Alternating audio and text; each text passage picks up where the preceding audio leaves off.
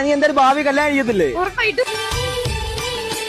അപ്പൊ കല്യാണം ചെയ്യാൻ ചെറുക്കൻ്റെ കുറച്ച് സങ്കല്പങ്ങൾ കാണത്തില്ലേ?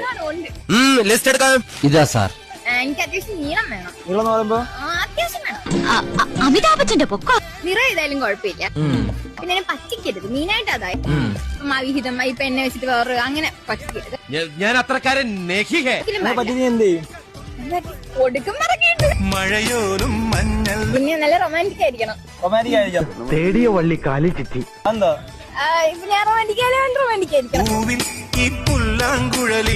പിന്നെ ആണെങ്കിൽ പട്ടി സ്നേഹം ഉണ്ടായിരിക്കണം. അത് മെയിൻ ആണ്. എന്റെ വീട്ടിലും പട്ടിയുള്ളത് തന്നെ തിന്നു മോനെ. ചെറുക്കൻ വീട് എത്ര പട്ടിയെങ്കിലും വേണം മിനിമം? ഒരു 5 പട്ടി. പട്ടിക്ക് സഞ്ചരിക്കാൻ AC കാർ വേണം. പട്ടിയായിട്ട് ജനിച്ചാൽ മതിയായിരുന്നു. പിന്നെ താടിയും മീശയും വേണം. താടി മീശ മസ്റ്റ് ആണോ?